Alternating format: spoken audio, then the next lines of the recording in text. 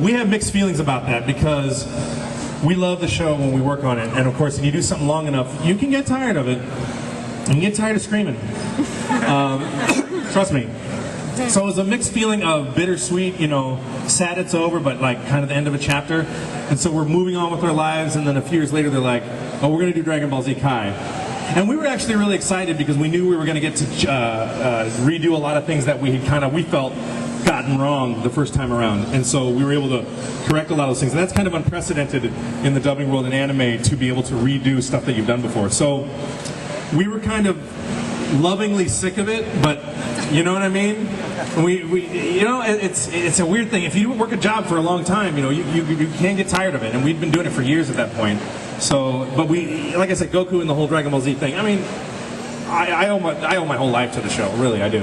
You guys actually left the "it's over 9,000" line in Kai, right? Yeah, we did. I believe we did. Yeah, we did. This is in the original Japanese. It's like 8,000. Yeah. Yeah. And I believe it's like an inside joke from... We did that because even though we were doing the Japanese script identically, we decided to leave it in because we knew it was an internet meme and we thought the kids would like it. So we said, it's over 9,000. So, you know, so Chris will oftentimes write 9,000 and then draw a line and then write the word "it's" on his autograph. Get it? It's over. Wait, no, it's over the word 9,000. That's right. I got it backwards. He'll write the word "it's," then draw a line, and then write 9,000. It's 9,000!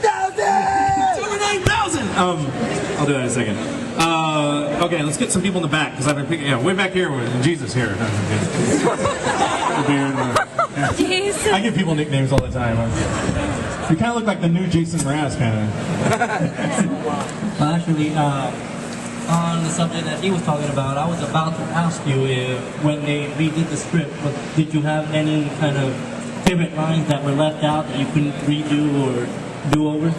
I only missed. Well, I was happy that the script was nearly identical to the Japanese. I was very happy about that. I did miss a couple of the filler parts that they cut out that weren't in the manga, that were in Z, that they cut out of Kai, because they were trying to make Kai identical to the manga, such as the driving episodes where they go to driving school. I love that. I thought that was really, really funny, and I was really hoping to do it. We were actually looking, are the driving episodes in the manga? Are they in the manga? We're looking for them. And when we did Kai, we frequently stopped the session and we would pull up the Japanese translation to make sure that we were matching up. Because in Z it was very loose, because Funimation was trying to make it very palatable for American audiences, kind of like what they did with Pokemon.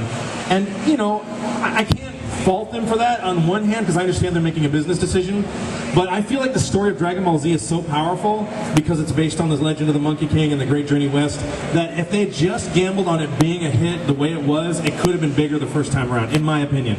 That's, you know, just my opinion, having played the character for 12 years. So, yes, you're the only one to raise your hand, so you win.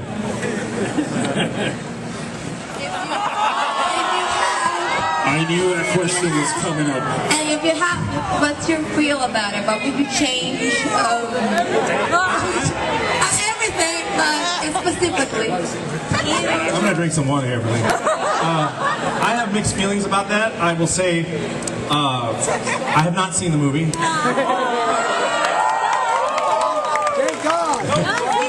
Now, in fairness to a hard-working production team and the talent, and I think those actors are very talented because I've seen a lot of their other work.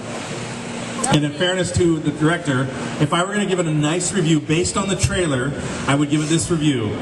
If it were a loosely inspired kind of parallel universe, something sort of like Dragon Ball Z, kind of maybe a little bit with characters that kind of look Dragon Ball Z, and some kid who says Kamehameha, it might be an okay movie. That's my nice review. They made some guys from the UK, actually, they're making a fan film. And it looks way better. It looks better. No, dude, way better. I want to see it. I want to send it to you. Send it to me. I want to see it. I saw that like a week ago, and I went, okay, this is the movie. I want to see it. The other thing was, I never saw the part where Justin Chatwin, who I think is a fine actor, does a Kamehameha. I was really disappointed. He ain't got no Kamehameha on me. And I wish I could have been his Kamehameha coach. So look, here's how you gotta do it, dude. And actually, the Kamehameha, without sounding too pretentious, is a really specific thing. There's actually 3 or 4 different ones I do, and one of which you know, I didn't want it to sound the same every time.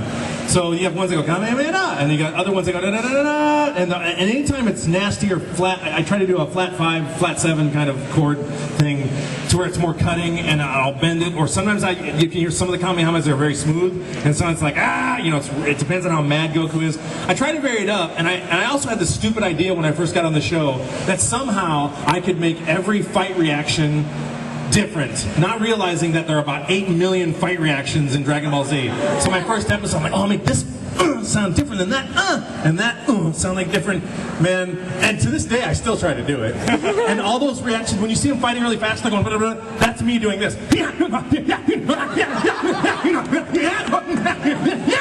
That's what I'm doing in the booth, as fast as I can. So we're not cutting a bunch of them together.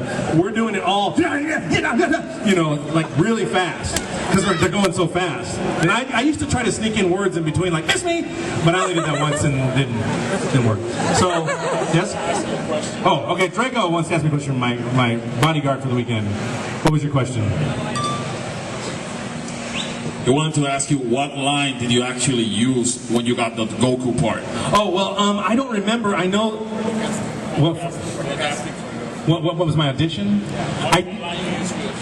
Well, I didn't use a line. What happened was, when we got to the audition process, we were required to mimic the Canadian cast because they were moving production from Canada to America. So I had to go into a room before my audition and sit there with a VCR and listen to about 12 different voices and I was listening to them over and over and imitating them, right? And then we came into a room, not in a recording booth, and there was a panel of people, and they had a script there, and it was 1999, so I don't even remember, and I just remember doing the lines, a couple of fight reacts. There was about 12 or 15 lines, a couple of fight reacts, and they said, okay, thank you very much, and that was it. And then, you know, then I did King Kai and Nail as well, so I got that part later, which is really just me doing an impression of Buddy Hackett because I thought the Canadian King Kai sounded like Buddy Hackett. So I started talking like this, and that's how we can do that. So that's on that one. So let's see. Are you with the hat? You with the hat? My question is more related, like, to music and to your part of your acting. Sure. When you're going to do a voice, especially the Dragon Ball Z voices, Goku, do you use any scales, any major scales, minor scales? Well, in the Kamehameha, there's a flatted note to tone your voice. Do you use any of that, any of the music theory that would help you with your voicing in any cartoon? Dragon Ball Z, I didn't use. I thought in music. I mean, I naturally think in musical terms all the time as a voice actor, and Dragon Ball Z not so much, except on things like Kamehameha, and also avoiding things like what I call redundant inflections. So say you're saying a line like, and then I don't want to do those things because I call it a redundant inflection because it sounds contrived and stupid. I have in ESL sessions, which is English as a second language, I've had to do, as a voice actor I'll go to a recording studio and I'll say, I'd like to buy an orange. You know, I'm teaching people who don't speak English as a second language, and I have written, I've written music notation because they'll be really specific, and I'm like, okay, we're going up here, and I'll actually write notes, and I'll usually write it in hashes or write it in Gregorian chant style because they just use a series of hashes and diamonds, and so I'll either write it that way or I'll write a flat by it, or I'll do it that way. But it's usually kind of a more automatic process to where I'm just kind of doing more like a guitar improvisation than I am actual notating, and I do it very quickly. Only in ESL if I had to actually notate because the guy was so specific. I'm like, okay. And what's really frustrating is because I'm ear training. A lot of times my ear training is better than the guy directing me, with the exception of Chris because he's also a musician. But so a guy will say, well, I want you to do the inflection like this, and then he'll get it wrong. He'll do the inflection again, and I know it's wrong, and I can't say, you're wrong, dude, because I wanted to, and I used to get really upset. I'm like, no, you're wrong. You were this much flat the first time, and now you're this much flat, and trust me, I know, but then you just sound like a jerk. And, so I'm thinking this, going, okay, I'm just going to do it the way he says it, and I'm going to shut my mouth, and then I'll do it like not even close sometimes to go, oh yeah, that's it. I'm like, okay, whatever, but not on Dragon Ball Z.